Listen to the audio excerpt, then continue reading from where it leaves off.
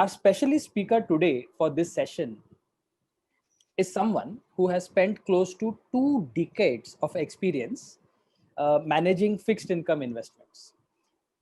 Wow. A postgraduate diploma holder in management from IIMC, Mr. Suyash's ability to anticipate interest rate movements and identify attractive investment opportunities across market segments is what one of the things we most love. So let's welcome the head of fixed income at IDFC AMC, Mr. Suyash Chaudhary. A very, very warm and good morning, Mr. Suyash. Thank you so much, Arvind, and thank you so much for Uh, such a I'm nice introduction. It's been a pleasure. And to have this chat with Suyash today, it's my pleasure to welcome yet another special lady, Sujata Kabraji, a well-known face in the Network FP community. And I request her to participate in this chat further. A lot of questions on what you feel will be or when will interest rates rise. Some input on that. Interest rates are already rising. Like I said, so the 5-year government bond rate in India used to be around 5.25 till November, December. It is close to 6% today. Interest rates are already rising. What is not rising yet is the overnight rate. So when you think about the fixed income market today, you have to think it in two parts: what the overnight rate will do, and let's say what the intermediate duration part will do. So the question is that overnight rates in 1.5 years may be up by, as an example, this is not a view, as an example, let's say by 150 basis points. The question you have to ask is, in that 1.5, 2 year periods, will, let's say, a 5-year bond also be up by 150 basis points? Is probably not going to be, right? So the RBI will start recalibrating the overnight rate probably in the next 6 months. The question is whether intermediate duration rates will go up at a more modest pace, which will allow you to earn carry from them, or will they go disruptively up so that everything that you buy will bleed, like what happened in January and February. We don't think that is going to happen.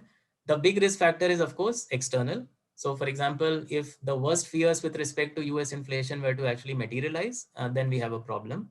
The current view again is that it's unlikely to be the case, although for few months this year, we are possibly going to get a scare with respect to US inflation. Suyash, a more general question. Where does an advisor's responsibility begin and end versus a fund manager's? I mean, the amount we've had to learn, it almost feels like we're ending up being, sue fund managers for an alternative word. So Sujata, probably the most important question as far as my session today is concerned. And that was exactly what my intent today was. Uh, See, I think a lot of thing is done on a post facto basis. When an event strikes, that is when, we start to question the fund manager. What I'm suggesting is, or what we are suggesting is that be very aware what the financial advisor's control domain is. So financial advisor's control domain cannot be the manufacturing of the product, cannot be the taking of view on the product, because there are specialists at each point on the chain. So the product, the fund manager is supposedly the specialist on markets. The advisor is the specialist on asset allocation and controlling of risk. So what the advisor's domain of control is the asset allocation model, to be very clear which product goes in which bucket of that asset allocation model, to be able to question the fund manager if risk profile of the product is changing even without an accident happening. So I can give you multiple instances from the past when a risk profile of a product has been increased, but because returns have gone up, it's been applauded rather than criticized. Your control is that if you have put a product in the core bucket believing that it's a low risk product, and from kind of a long term view of the manager that this is how the product is going to run, if that product changes risk profile, that is where you have to exercise control. Great. A few questions on products which you would recommend for the different durations, 1, 2, 3 kind of years, and dynamic bond funds. Is that a sort of easy option to use? So again, go by the core satellite principle. Within core, there are products for various investment horizons. Our view would be that a 2-3 year quality, AAA oriented, short term, reducing maturity kind of products, etc., would probably be good with a 2 to 3 year horizon. So remember, you have to have long horizons even in the core category, because in the core category, you have products running from ultra short term fund to medium term funds, at least in our basket. And don't go by the name, because a medium term fund, the way we run, could be very different from the medium term fund somebody else runs. So your 70% should probably be composed of products in that. You are barbelling through overnight exposures or short term exposures, which I'm keeping outside of this. Within that portion of the barbell, you have exposure to the 2 to 3 year quality products. And in the satellite category, you could have some dynamic bond funds, but it's satellite exposure, so not more than 20-30%. You could have some of the index products as well. And why we keep index in the satellite bucket is the starting duration is still high. Although if you run the whole course of the index fund, then it won't matter as much. And again, the underlying principle is you are exploiting the steepness of the curve. Great. How much more time do I have? Sujata, another 3 minutes, we should wind up. Great. So then that gives me a chance to just ask some of the questions which had come in earlier also.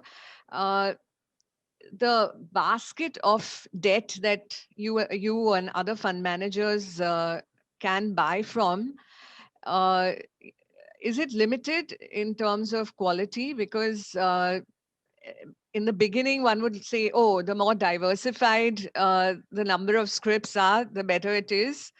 But I don't think that's a good way of looking at it.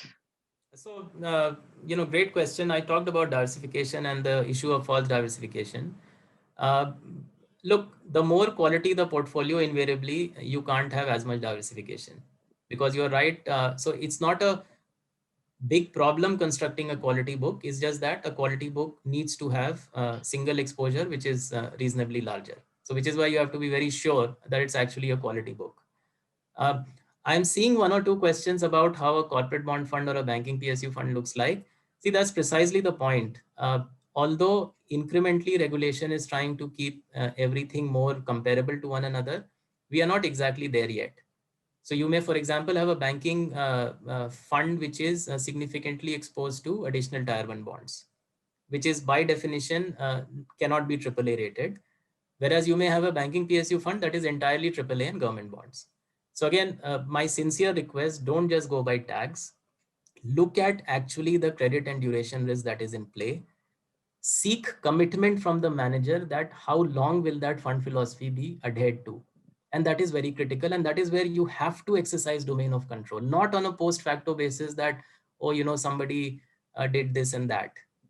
When the risk is getting built, when the risk profile of a product is getting changed, that is when you have to buy right, call up the manager and say that I cannot adhere to my asset allocation table of core and satellite, because what I have put in core is now behaving like satellite, even when it's performing very well. Thanks. I think we should all start looking at portfolios of all the debt funds very closely and asking the right questions. I have one more question, which I think all of us are facing, which is how do you match the investors' expectations when interest rates are so low? Look, you have to remember markets move in cycles. Uh, we hear a lot these days that savers are getting a raw deal, and indeed they are. But we are at a point in the cycle where, for the economic narrative, the more critical economic agent today is the people who want to put up investments in the system and people who want to consume, because we are coming off a very low economic growth, and therefore temporarily the saver has taken a back foot. But this will change. So 2 years, 3 years down the line, the economy will need more savings to continue to invest in the system, and therefore the saver will have to be adequately compensated. So always think about your portfolio even if it's fixed income and asset allocation with a 10, 15, 20-year view. Be patient and recognize that economic cycles and financial market cycles are a fact of life. Final point, and ironic, when inflation in India averaged 3.5% for 3 years successively, that is when the most credit risk exposures were built. So again, recognize that some of these are narratives of convenience. So why did people not buy only AAA funds when inflation was at 3.5%? You were being compensated by positive return, right? But that is when all the 9 and 10% funds were actually chased, which is the period, I think, 2013, 14 to 16, 17. So we recognize it's a tough period for savers, but it's part of a cycle. And again, don't fall for the illusion of narratives. Great. So, yes, I think we've almost run out of time, but I just want to, I don't know if you've been reading the comments. There's a huge demand for you to run a masterclass for all advisors. I think we're going to see you back really soon, if you agree. But Absolutely, thank my you. pleasure. It would be my honor and pleasure to be able to do that. I look forward. So thank you so much. I think we're all going to go away with concepts much clearer, lots to think about, and a lot of gratitude for what you've shared with us today. Thank you. Thank you so much. Thanks, Over to you, Arvind. Thanks so much, Sujata. And Sujata, I must appreciate you must have really felt under pressure that you were constantly asking us about the time, but brilliant job of keeping it within time. And Suyash, a big, big thank you to you. Mutual fund investments are subject to market risks. Read all scheme-related documents carefully.